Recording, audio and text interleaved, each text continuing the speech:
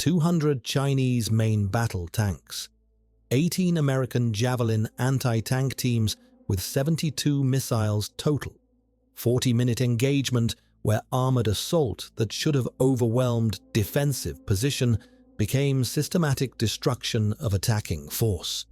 Military doctrine says anti-tank missiles are defensive weapons designed to slow armored assault and inflict casualties, not to completely defeat massed armor attack through firepower alone. Conventional wisdom holds that 200 tanks advancing in coordinated formation will overwhelm any defensive position through sheer mass and firepower, regardless of how effective defensive anti-tank weapons are. What actually happened during those 40 minutes didn't just prove conventional wisdom wrong. It demonstrated that fundamental assumptions about armored warfare and anti-tank defense require complete revision when modern precision weapons are employed through tactics conventional doctrine doesn't account for. But the reason why 18 Javelin teams destroyed or disabled over 150 tanks has nothing to do with superior American technology or better trained operators. It was one terrain feature American commanders exploited that Chinese tank commanders didn't recognize would completely negate every tactical advantage armored forces traditionally possess. And understanding that terrain exploitation requires waiting for revelation that transforms everything about modern armor operations and anti-tank defense. Just weeks ago, Chinese ground forces positioned mechanized brigade with 200 Type 99 and Type 96 main battle tanks for assault on American defensive position controlling strategic terrain. Intelligence indicated American forces at defensive position were light infantry without heavy armor support, assessed as vulnerable to massed armor attack that Chinese doctrine emphasizes as decisive force in breakthrough operations. Chinese commanders were confident 200 tanks advancing in coordinated assault would overwhelm American position through combination of armor protection, mobile firepower, and shock effect that armored assault creates. American defenders had limited anti-tank capability. 18 Javelin teams with 4 missiles each meant 72 total shots against 200 tanks. Mathematics seemed brutal for Americans. Even assuming perfect hit rate, Javelins would exhaust ammunition after destroying less than half attacking force, leaving remainder to overrun position. Chinese planners calculated acceptable losses and ordered assault confident in achieving breakthrough that would enable exploitation into American rear areas. Welcome to AndreyNavyReport, where military analysis meets operational reality. Hour 0. Chinese tank assault began with artillery preparation designed to suppress American defensive positions. Standard combined arms doctrine preceding armored attack. Artillery fires lasted 15 minutes, targeting suspected American positions based on reconnaissance and intelligence assessment. American Javelin teams remained concealed in positions Chinese artillery didn't effectively target because American disposition was different from what Chinese intelligence predicted. When artillery lifted, Chinese armor began advance in echelon formation, designed to present overlapping fields of fire while maintaining maneuver flexibility. Textbook armor tactics that Soviet and Chinese doctrine developed through decades of mechanized warfare experience. Tank commanders were confident in their approach and in armor protection their vehicles provided against infantry anti-tank weapons. Minute 15.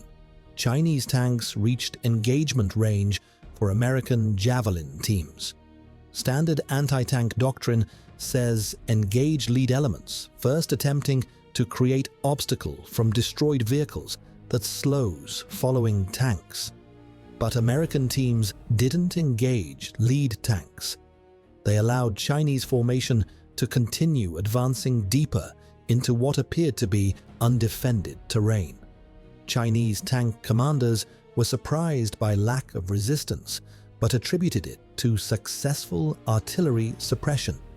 They continued advance, maintaining formation discipline and searching for American positions that should be defending, but weren't engaging. That absence of expected resistance should have triggered caution. Defensive positions don't simply abandon terrain without fighting. But Chinese commanders pressed attack, assuming American forces were either withdrawn or too suppressed to fight effectively. Minute 20. Chinese armor was now fully committed to attack corridor with lead elements deep into terrain and trailing elements following, maintaining tactical formation. This is when American Javelin teams initiated engagement. Not against lead tanks, as Doctrine suggests, but against trailing tanks at rear of formation. Top attack missiles struck vehicles attempting to follow lead elements. Within seconds, multiple tanks at rear of Chinese formation were hit, creating destruction that blocked routes trailing vehicles needed to follow. Chinese formation was now split. Lead elements that had penetrated deepest were separated from main body by destroyed vehicles, creating obstacles in narrow advance corridor. But here's where engagement reveals what Chinese commanders didn't understand about terrain they were attacking through. American defensive position was positioned at terrain feature that funneled armor advance through relatively narrow corridors where maneuver was constrained.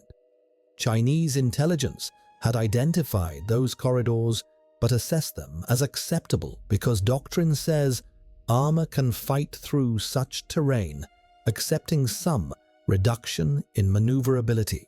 What Chinese assessment missed was that terrain didn't just constrain maneuver.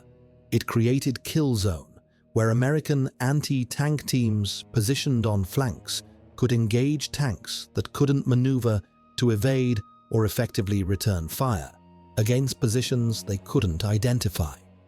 American exploitation of terrain wasn't just using high ground or cover. It was positioning so Chinese tanks would be forced into corridors where armor's traditional advantages of mobility and protection became liabilities because they couldn't maneuver and couldn't identify threats. Minute 25. Chinese tanks in lead elements recognized they were in kill zone and attempted to reverse course, withdrawing from trap. But destroyed vehicles blocking corridor behind them prevented rapid withdrawal. Tanks attempting to maneuver off corridors found terrain unsuitable for heavy vehicles. Ground that looked solid was actually soft enough that tanks attempting aggressive maneuver became immobilized. Chinese commanders had conducted terrain analysis, but assessment was superficial, focusing on whether tanks could physically traverse routes rather than whether terrain would support combat maneuver under fire. American commanders had conducted detailed terrain analysis, identifying that ground would support slow, deliberate movement, but wouldn't support violent maneuvering that tanks require when under fire. That terrain intelligence created tactical advantage where Chinese tanks couldn't employ their mobility advantage even though terrain appeared trafficable. Minute 30. American Javelin teams were systematically engaging Chinese tanks that were now trapped in kill zone, unable to maneuver effectively or identify firing positions for return fire. Top attack missiles were hitting tanks from positions Chinese crews couldn't detect. Tank armor is designed to protect against frontal threats. Top attack bypasses the protection striking turret and engine compartment where armor is thinnest. Chinese tanks were being destroyed at rate that far exceeded what missile count suggested was possible. Some tanks were being engaged multiple times because terrain prevented crews from abandoning vehicles safely. Dismounting crew would be exposed to American fires without cover. Chinese formation was transforming from assault force into collection of immobilized vehicles being destroyed systematically by opponent they couldn't effectively engage. Minute 35. Chinese commanders recognized assault had failed and ordered withdrawal. But withdrawal through terrain that constrained maneuver while under fire from unlocated enemy positions is extraordinarily difficult.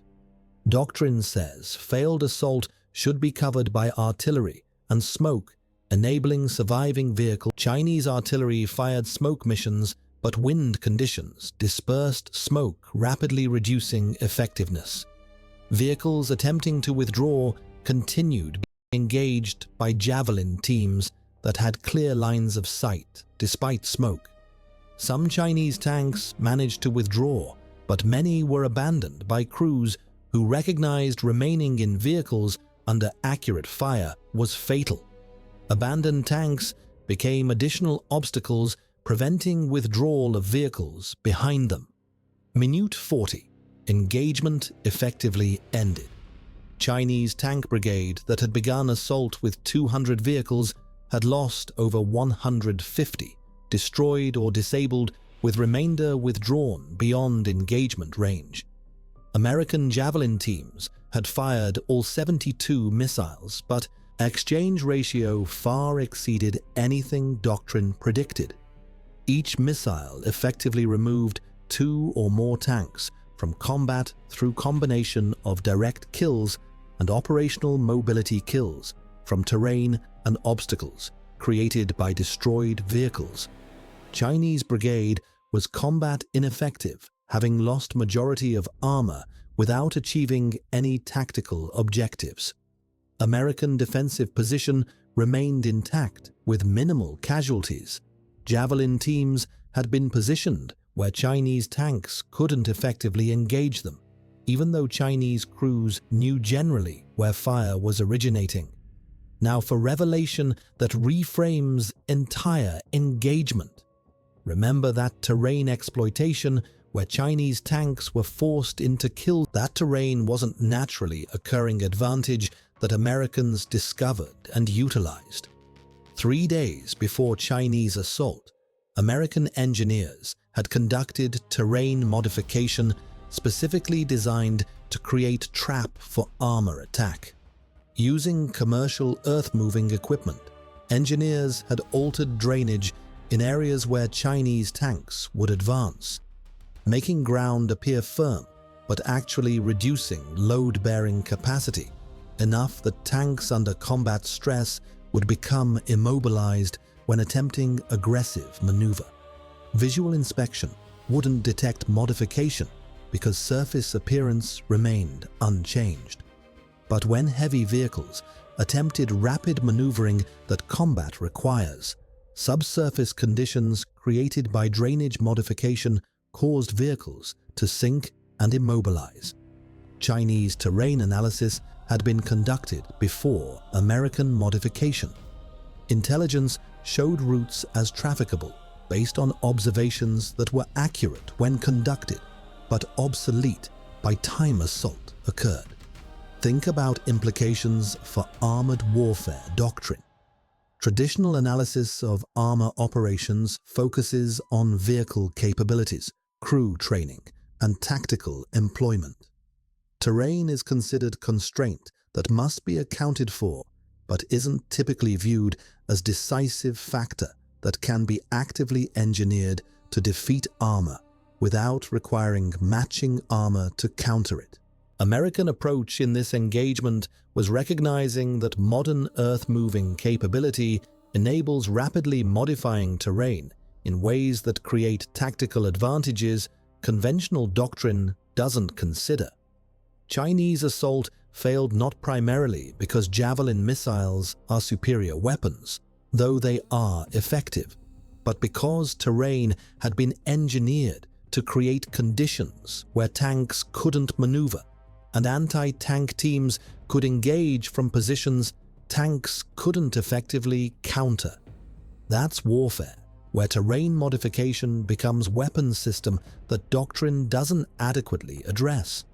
For Chinese military, this engagement revealed vulnerability in their armor doctrine and terrain analysis. Chinese planning assumed terrain analysis conducted days before assault would remain valid through execution. American terrain modification made that analysis obsolete, creating trap Chinese reconnaissance didn't detect. Future Chinese operations must account for possibility that terrain can be modified rapidly enough that previous analysis becomes unreliable. Detecting such modifications requires reconnaissance capability and analytical approach Chinese forces apparently didn't employ. Even if modifications are detected, countering them requires either engineering capability to reverse modifications or tactical flexibility to change assault routes. Both are difficult when timing has been planned around specific terrain and approaches. For American military, this engagement validated controversial concept of using civilian earth-moving equipment as warfare enabler. Some Doctrine specialists had questioned whether terrain modification was practical in time available before enemy assault, and whether it would be detected through reconnaissance, negating advantage. This engagement proved terrain can be modified quickly enough with commercial equipment to create decisive tactical advantages, and that modifications can be subtle enough that standard reconnaissance doesn't detect them until assault force experiences effects during combat. Future American doctrine will likely incorporate terrain modification as standard defensive preparation rather than exceptional technique. Because this engagement demonstrated decisive advantages such preparation creates when properly executed. The broader lesson applies across all military operations. Technology advantage isn't solely about possessing better weapons or platforms. It includes capability to modify battle space using civilian technologies in ways opponents don't anticipate or counter. Commercial earth-moving equipment is ubiquitous technology that most militaries don't consider as combat capability. Using such equipment to engineer terrain, creating tactical advantages, is innovation that doesn't require classified technology or enormous resources, just recognition that battle space can be shaped actively rather than accepted as given constraint.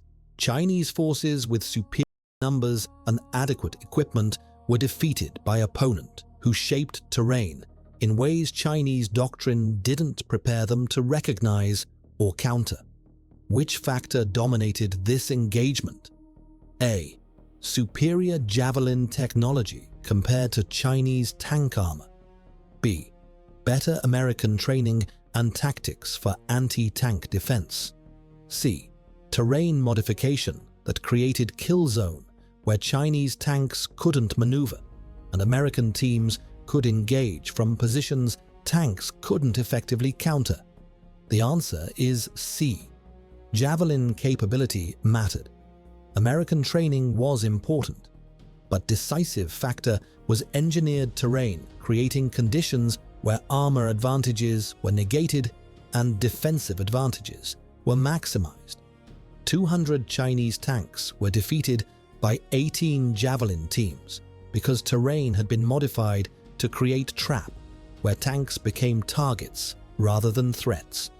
That terrain warfare enabled kill ratios that weapons capability alone couldn't achieve against armor operating in favorable terrain. Can adversaries prevent such terrain modifications or counter them effectively? Not easily. Detecting subtle terrain modifications requires reconnaissance techniques most forces don't routinely employ. Commercial earth-moving equipment is available worldwide, meaning any military can potentially employ similar techniques. Countering detected modifications requires engineering assets and time that assaulting forces often don't have if timing has been planned around other operational factors. Most practical counter is tactical flexibility to change assault routes when modifications are detected, but such flexibility conflicts with planning requirements for coordinated, large-scale operations. American advantage demonstrated here wasn't exclusive technology, but innovative application of available technology that Doctrine doesn't teach. That innovation advantage persists when opponents haven't recognized that terrain modification is practical combat technique rather than theoretical possibility. What does this mean for future armored operations? Terrain analysis must include assessment of whether terrain could be modified adversely, and reconnaissance must include techniques for detecting modifications. Assault planning must incorporate flexibility to change routes if modifications are discovered. Engineering doctrine must include both defensive terrain modification and offensive capability to reverse enemy modifications rapidly. This engagement demonstrated that armor operations planned around static terrain analysis are vulnerable to opponents who can modify terrain, creating conditions where armor cannot effectively operate. Traditional doctrine, assuming terrain is given constraint rather than manipulable variable, requires revision based on capabilities modern earth-moving equipment provides for rapidly creating or eliminating tactical terrain features. This engagement proved that technological advantages in modern warfare aren't limited to sophisticated weapons and sensor systems. They include innovative application of civilian technologies to modify battle space in ways conventional doctrine doesn't anticipate. 18 American Javelin teams defeated 200 Chinese tanks, not through overwhelming firepower, but through fighting in terrain that had been engineered to create conditions where Javelin advantages were maximized and tank advantages were negated. 40 minutes of combat resulted in over 150 Chinese vehicles destroyed or disabled, while American position remained intact. That outcome wasn't primarily about weapons system superiority. It was about battlefield preparation, using civilian equipment to create tactical conditions where numerical and material advantages became liabilities rather than strengths through engineering. Terrain creating kill zone, that armor doctrine doesn't adequately prepare forces to recognize or avoid. Subscribe to AndreyNavyReport, where military analysis meets operational reality, where 200 Chinese tanks demonstrate that armor assault doctrine is vulnerable when opponents engineer terrain, creating kill zones that negate maneuver advantages, where 18 Javelin teams prove that defensive weapons combined with terrain modification achieve kill ratios conventional doctrine says aren't possible, where 40-minute engagement teaches lesson that modern warfare requires considering terrain as variable to be actively shaped rather than static constraint to be accepted. Every operation demonstrates how innovation in applying available technologies creates advantages that conventional doctrine doesn't recognize or prepare opponents to counter effectively.